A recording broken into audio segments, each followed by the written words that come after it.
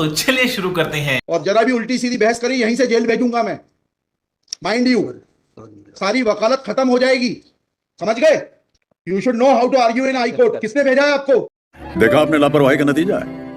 प्रावधान वही तो बता रहा हूँ, आप समझने को तैयार नहीं है। कॉन्स्टिट्यूशन में प्रावधान है, ये मान्यताओं का उत्तर है। कॉन्स्टिट्यूशन में प्रावधान, प्लीज कॉन्स्टिट्यूशन में जो प्रावधान है वो बता रहा हूँ मैं। नहीं, यू टॉक प्रॉपर्ली। आप ये मान्यता, ये आदिवासियों की मान्यता है, कॉन्स्टिट्यूशन में कहाँ दी है? पढ़ के बताइए। बता रहा हूँ ना। हाँ बताइए। हाँ, आप सुनने को तैयार है नहीं है, कुछ भी बोले जा रहे हैं जबरदस्त। Let notice be issued for contempt against the council. शुभ नाम बताइए आपका। हाई लॉर्ड में नहीं, फर्स्ट आपको आप कंटेम्प्ट का नोटिस जारी कर रहे हैं, उसका जवाब दीजिएगा आप। आपको हाई कोर्ट में बहस करने का तरीका क्या बोला तूने?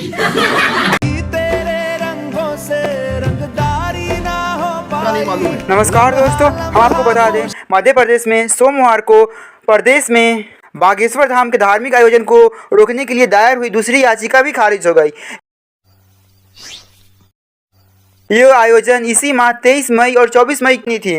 आपको हम बता दें कि ये याचिका एक वकील द्वारा कथित आदिवासी संगठन की तरफ से लगाई गई थी, जिसमें आयोजन से उनकी धार्मिक भावनाओं को ठेस पहुंचने का आरोप था। याचिकाओं ने सुनवाई के दौरान गलत ढंग से बहस की, जिस पर कोर्ट ने उसे चेतावनी भी दी। दोस्तों, इसी बीच ऐसा बहस हुआ जो आप वीडियो में देख सकते हैं। इस याचिका पर हुई बहस का वीडियो सोशल मीडिया पर वायरल हो रहा है। शाबाश! वायरल वीडियो में याचिकाकर्ता के वकील ने धीरेन्द्र शास्त्री की कथा और आदिवासियों के धर्मस्थल के बजाय कहीं और करवाने की मांग की है। इस मांग पर जस्टिस विवेक अग्रवाल ने सवाल किया कि जहां अभी कथा होनी है, वहां किस बात से आदिवासी लोगों की भावना आहत होती है। Issue notice against the petitioner. Article Shri आपका शुभ नाम बताइए। आर्टिकल 51 में प्रावधान है, वो मैं बता रहा हूँ। मैंने आपसे सवाल क्या पूछा था? पहले तो आप सुन ही नहीं रहे हैं। मैंने आपसे सवाल क्या पूछा था? पहले मेरा सवाल बताइए। उस सवाल ये मैं जो आर्गुमेंट, पहले मेरा सवाल का उत्तर दीजिए आप। मैं आर्गुमेंट कर रहा हूँ, उसको आप पहले सुने। आर्गुमेंट सुने। हम नहीं सुनेंगे आपका आर्ग्यूमेंट, आप सवाल का उत्तर देंगे। तब तक नहीं सुनेंगे। और इस तरीके से अगर आप बहस करेंगे तो कंटेम्प्ट का नोटिस इशू करेंगे, आपको जेल भेजेंगे। ऑथराइज किया है आपको ये फाइल पिटीशन फाइल करने के लिए। हाँ, ऑथराइजेशन, पहले ऑथराइजेशन। देखा आपने लापरवाही का नतीजा है। बताइए पिटीशन फाइल करने के लिए। तहजीब से बात करना सीखो। पहले प्रश्न का उत्तर दीजिए, दूसरे प्रश्न का उत्तर दीजिए। पहले बताइए किसने ऑथराइज किया आपको पिटीशन लगाने के लिए? सर्वे आदिवासी। ये बदतमीजी करना भूल जाओगे सारी। मुझे घर जाना है, मुझे अपने घर जाना है।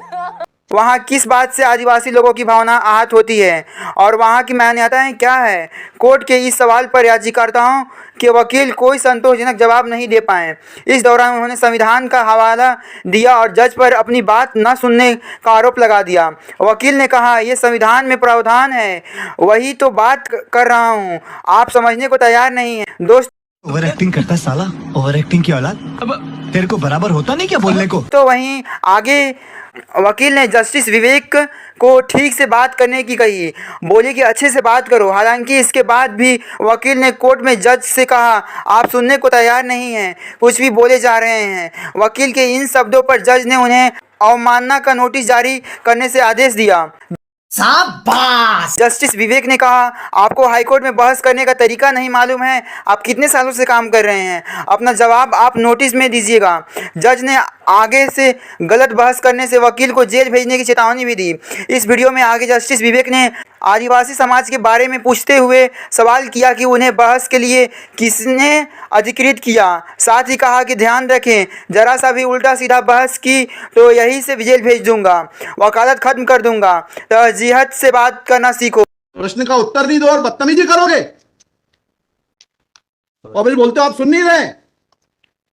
हम पिटीशन पढ़ के आते हैं, हमें मालूम है क्या सवाल पूछना है। क्या नाम है आपका? जीएस उद्दे। जी? जीएस उद्दे। कितने साल से वकालत कर रहे हो? 2007-8। हाई कोर्ट में कब से हो? 7-8 से। हाँ, तो तुम्हें वकालत करने का सिखाया नहीं कि कैसे कोर्ट से बात की जाती है? And every lawyer should note, किसी ने भी बदतमीजी करी है कंटेम्प्ट ड्रॉ करूंगा, जेल भेज दूंगा। They should know how to argue before. बदतमीजी करना भूल जाओगे सारी। तुम लोगों ये सोच लिया है कि बदतमीजी करने से अपने लिए बहुत ज़्यादा टीआरपी जमा कर लोगे, पर ये मत भूलो कि जिस दिन हमने जेल भेज दिया उस दिन सारी वकालत तुम्हारे ख़त्म हो जाएगी। हाँ भाई, कैसी लगी? तुम लोगों को सिखाकर जाता है बदतमीजी करो। आप जिस तरह से बात कर रहे हैं वकील जज के सामने वो बिल्कुल भी सही नहीं है, और ऐसे में सवाल उठता है, ऐसे में जज जो साहब थे वो बोले कि आप कब से वकालत कर रहे हो, तो उन्होंने जवाब दिया 2007 से 2008 तक। इस दौरान उन्होंने ये भी आरोप लगाया क्या आपने ये सारा टीआरपी के लिए करते हैं ना, और ऐसे में आपको ऊपर से बोला जाता है ना ऐसा करने के लिए ताकि टीआरपी अच्छा हो। दोस्तों वैसे में 18 मई को जो पहली याचिका थी वो भी खारिज हो गई थी और दूसरी याचिका भी खारिज हो गई। क्या कहना क्या चाह रहे हैं भाई आप? और ऐसे में जो उनका वकील था वो भी सही से बात नहीं कर रहा था, तमीज़ से बात नहीं कर रहा था और अच्छे ढंग से बोल नहीं रहा था, और इस पर ने उन्हें बोला कि आप अच्छे ढंग से बात करना पहले सीखे, उसके बाद आप वकालत कीजिए। ऐसे में आपका कोई बात नहीं सुना जाएगा, आपका कोई बात नहीं माना जाएगा। ऐसे में ये वीडियो काफ़ी वायरल हो। A few moments later. Right by different persons. कितनी कॉस्ट लगाना ये बताइएगा। नहीं माय लॉर्ड, वो earlier petition and present petition बहुत different fact and different ground. क्या लिखा है इसमें बताइएगा। इसमें ये लिखा हुआ है, मैं पढ़ देता हूँ। यही आपके ये वही ग्राउंड्स हैं, सारे वही ग्राउंड्स हैं। पैसा है माय लॉर्ड, नीचे में पढ़ रहा हूँ ना, जिला प्रशासन द्वारा पंचायत उपवन अनुसूचित क्षेत्रों पर विस्तार। कहाँ पर किस पेज पे पढ़ रहे हैं आप? Page number 12। हाँ कहाँ पढ़ रहे हैं? नीचे एक तो लाइक और शेयर ठोक दीजिए, महाकाल का लाइक और शेयर ठोक दीजिए, 5000 लौटे दिख जाना चाहिए। हाँ जी। जिला प्रशासन द्वारा पंचायत उपबंध अनुसूचित क्षेत्रों विस्तार अधिनियम 1996 की धारा 4 घ में प्रदत्त अधिकारों का उल्लंघन किया जा रहा है। आपने वो पिटीशन पढ़ी है जी? वो पिटीशन और उसमें हमारा ऑर्डर पढ़ा है नहीं पढ़ा है? जी वो बोल रहे हैं अलग है। माय लॉर्ड में अलग है ना इसमें। एक मिनट पहले पूरी बात सुनिए। ठीक है, ठीक है। Have you gone through that order? ऐसे में ये आरोप लगाया जा रहा है कि आदिवासियों पर इसका क्या असर होगा। आखिर कानून व्यवस्था संभालने की जिम्मेदारी उन्होंने राज्य सरकार की बताई। कभी कुछ समय पहले ही बिहार सरकार द्वारा उनके कार्यक्रम को रोकने का प्रयास किया था। खुद पर हो रहे इन हमलों पर टिप्पणी करते हुए धीरेन्द्र शास्त्री ने उस हाथी का उदाहरण दिया जिसके गांव में जाने पर कई लोग उसे केले, पूड़ी और तरह तरह के पकवान खिलाते हैं, पर गणेश